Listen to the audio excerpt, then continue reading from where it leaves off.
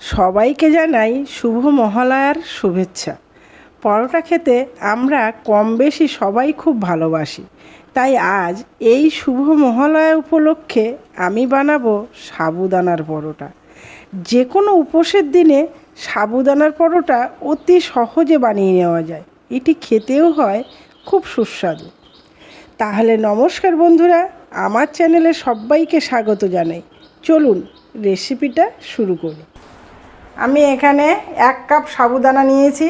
এই 1 কাপ সাবুদানা আগে আমি একটু ফ্রাই প্যানে ভেজে নেব, হালকা একটু গরম করে নেব। ভাজা মানে হালকা গরম করব। মোটা সাবুদানা হলেও হবে, এরকম সরু সাবুদানা হলেও হবে। শুধুমাত্র সাবুদানাগুলো আগে আপনাকে একটু ভালো করে গরম করে নিতে হবে। একটু দেখবেন যখন একটু পুটপুট করবে তখনই বুঝে যাবেন যে সাবুদানাটা ঠিকমতো ড্রাই হয়ে গেছে। একটু ভালো করে ভেজে নেব। সাবুদানাটা সুন্দর করে দেখুন ভেজে নিয়েছি। এবার চড়বড় চড়বড় করছে, লাফ দিয়ে চলে যাচ্ছে। এবারে সাবুদানাটা একটা জায়গায় আমি ঢেলে নিচ্ছি, কারণ এটাকে ঠান্ডা করতে হবে, গুঁড়ো করতে হবে। সেজন্য একটু ঠান্ডা না করে নিলে হবে না, গরম অবস্থায় মিক্সিতে দেওয়া যাবে না। এবারে আমি সাবুদানাগুলো একটু ঠান্ডা করে নেব, নিয়ে তারপরে মিক্সিতে গুঁড়ো করব। দেখুন এবার মিক্সিটা খুলছি। আমি সাবুদানাটা ঠান্ডা করেছি, ঠান্ডা করে এই গুঁড়ো করে নিয়ে চলে এসেছি। এবারে এই গুঁড়োটা, সাবুদানার গুঁড়োটা আমি এরকম একটা বাটিতে ট্রান্সফার করছি। একটু চালনি দিয়ে চেলে নেব। চালনি দিয়ে চাললে কি হবে, একটা স্মুথ আমরা গুঁড়োটা পাবো। এরকম করে সুন্দর করে একটু চেলে নিতে হবে। কিছু নেই তবুও একটু চালনি দিয়ে চেলে নেওয়া ভালো।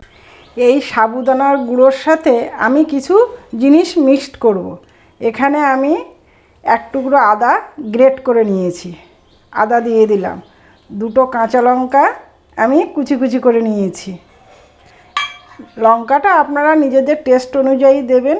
আর এখানে অল্প করে ধনেপাতা আমি কুচিয়ে নিয়েছি, একদম অল্প করে নিয়েছি।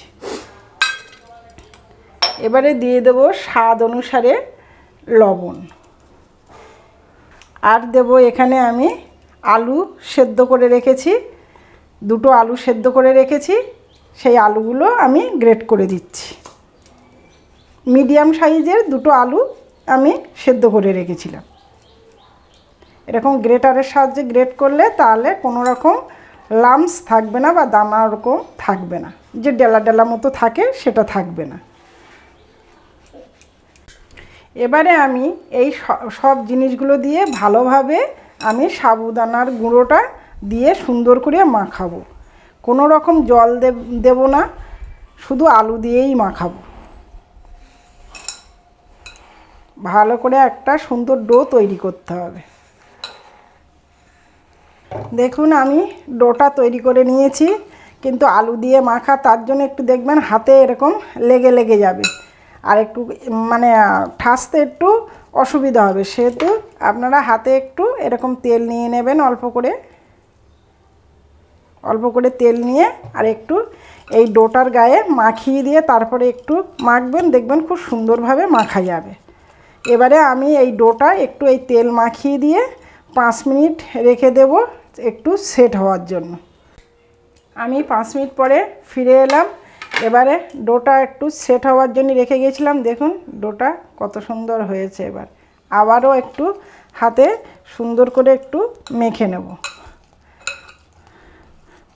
নিয়ে এবারে আমি লেচি কেটে নিচ্ছি। পরোটার সাইজের যেমন আমরা লেচি কাটি ঠিক তেমনই লেচি কাটবো। এরকম বেশি বড়ও না আবার একদম ছোটও নয়, সেরকম করে আমরা লেচিটা কাটবো। লেচিগুলো সব কেটে নিচ্ছি আমি। এবারে লেচিগুলো সব বেলে নেব। একটু সাবুর গুঁড়ো দিয়ে আমি লেচিগুলো সব বেলে নেব। এই দেখুন লেচিগুলো সুন্দর করে গোল গোল করে আগে রেখে দিয়েছি। দিয়ে এবারে ঠিক যেমনভাবে আমরা পরোটা বেলি বা রুটি বেলি ঠিক সেরকম করে, কিন্তু বেশি প্রেস করা যাবে না, একটু হালকা হাতে বেলতে হবে। বন্ধুরা সব সময় তো আমরা ময়দার পরোটা, আটার পরোটা সব সময় খাচ্ছি, কিন্তু একবার বন্ধুরা এটা বানিয়ে খেয়ে দেখুন কেমন লাগে। একটু নিত্য নতুন জিনিস খেলে তার টেস্টটা কিন্তু আমরা বুঝতে পারি যে কেমন। এরকম হালকা হাতে বেলে দিতে হবে। দেখুন, যদি না আপনার যদি লেগে যায় তা একটু বেশি করে সাবুর গুঁড়োটা দিয়ে নেবেন। এরকম করে দেখুন আমি কতগুলো বেলে নিয়েছি। এবারে পরোটাগুলো সব এক এক করে আমি ভেজে নেব। ফ্রাই প্যান গরম হয়ে গেছে, দেখুন ফুলে ফুলে উঠছে। একটু অপেক্ষা করতে হবে, তারপরে এই উল্টে দিতে হবে। এবার একটু মিডিয়াম আঁচে রেখে এরকম হালকাভাবে প্রেস করলে দেখবেন আস্তে আস্তে ফুলে উঠবে। আর এই সময়ই তেলটা আপনি অল্প করে তেল দিয়ে দেবেন। তেল দিলে কি হবে, তাড়াতাড়ি পরোটাটা ভাজা হয়ে যাবে। দেখুন ফুলে উঠছে কি সুন্দর। আর এই পরোটাটা বন্ধুরা এতটাই নরম হয় যে মুখে দিলেই মিলিয়ে যায়। দেখছেন বন্ধুরা কত সুন্দর হচ্ছে, আর বেশি সময় লাগেও না মানে পরোটাটা ভাজতে। দেখুন কি সুন্দর, কত সময় দিলাম, খুব তাড়াতাড়ি এটা পরোটাটা ভাজা হয়ে যায়।